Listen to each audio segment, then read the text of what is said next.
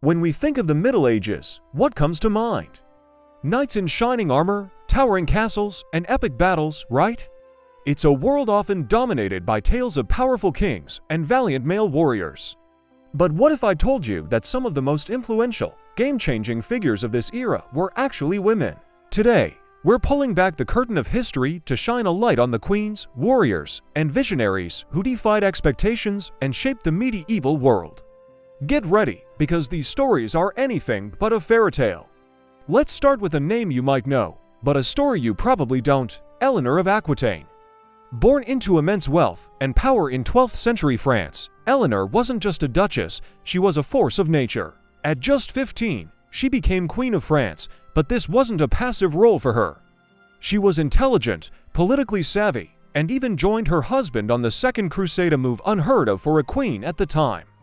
When her marriage to the French king dissolved, did she retire quietly? Absolutely not.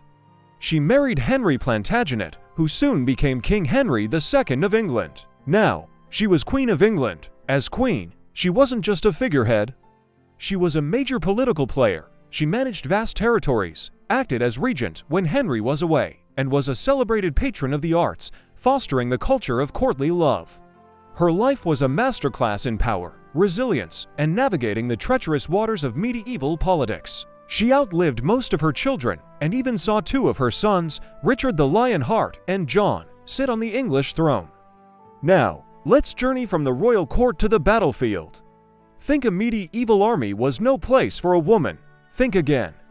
Meet Joan of Arc, the young French peasant girl who became a military commander. In the early 15th century, France was losing the 100 Years' War against England. Morale was at an all-time low. Then, a teenager named Joan claimed to have received divine visions instructing her to drive the English out and see the French off in crowned king. Skeptical at first, the desperate French court eventually gave her a chance, and she delivered. Dressed in armor and carrying her banner, Joan led the French army to a pivotal victory at the Siege of Orleans, turning the tide of the war. Her presence was electrifying, inspiring a demoralized army to believe in victory. She wasn't just a symbol, she was a strategist and a leader. Though her story ends tragically captured and executed at just 19, her legacy is immortal. She became a patron saint of France and a universal symbol of courage and conviction, proving that leadership can come from the most unexpected of places. But influence wasn't always wielded with a crown or a sword. Sometimes it was wielded with a pen and a profound intellect. Enter Hildegard of Bingen, a 12th century German abbess who was, quite frankly, a genius. She was a writer, composer, philosopher, mystic, and medical writer. In an age when women were rarely educated, let alone considered public intellectuals, Hildegard was an exception. She wrote theological books, composed hauntingly beautiful music that is still performed today, and penned texts on natural history and medicine that were remarkably advanced for her time. Her work was so respected that popes, emperors, and kings sought her advice. She wasn't afraid to speak her mind, even to the most powerful men in Europe. Hildegard's life shows us that power in the Middle Ages wasn't just about politics or war. It was also about knowledge, creativity, and spiritual authority. She created a space for female intellect and spirituality to flourish, leaving behind a legacy that continues to inspire artists, musicians, and thinkers today. Let's cross the sea again and look at a queen who ruled in her own right, Thelfold, Lady of the Mercians. Living in 10th century Anglo-Saxon England, a time of relentless Viking invasions, Thelfold was the daughter of Alfred the Great, but she was far more than just a king's daughter. After her husband's death, she ruled the kingdom of Mercia. And she didn't just rule, she led. She was a brilliant military strategist and tactician. She forged alliances, built a network of fortified towns, known as burhs, to defend against Viking attacks, and personally led her armies into battle.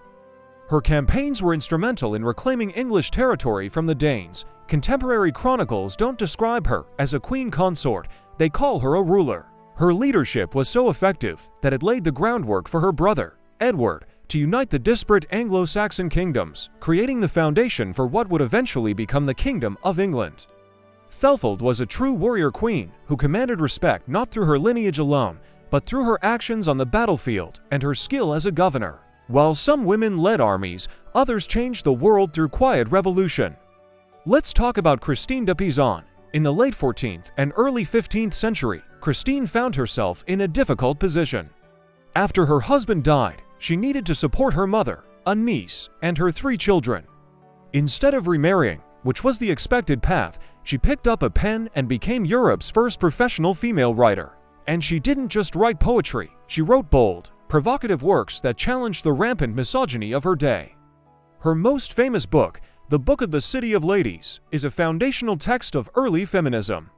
In it, she builds a symbolic city populated by heroic and virtuous women from history and her own time, creating a powerful argument for the moral and intellectual capacity of women. She systematically refuted the slanders written by male authors and argued for women's right to education. In an era where women were largely silenced, Christine de Pizan created a powerful, literary voice that echoed for centuries. These are just a few examples of the incredible women who left their mark on the Middle Ages, from Eleanor of Aquitaine, the political mastermind, to Joan of Arc, the inspired warrior. From Hildegard of Bingen, the intellectual powerhouse, to Thelfeld, the warrior queen, and Christine de Pizan, the pioneering writer. Their stories challenge the simplistic narrative of a dark age where women were merely passive figures. They were rulers, strategists, scholars, and artists who actively shaped their world, often against incredible odds. Their courage, intelligence, and resilience are a powerful reminder that history is full of hidden figures whose stories deserve to be told. The next time you picture the Middle Ages, don't just think of kings and knights. Remember the queens, the warriors, and the visionaries who were just as instrumental in building the world we know today. Who is your favorite influential woman from history? Let me know in the comments below. Thanks so much for watching. If you enjoyed this journey back in time, please hit that like button and subscribe for more hidden histories. See you in the next video.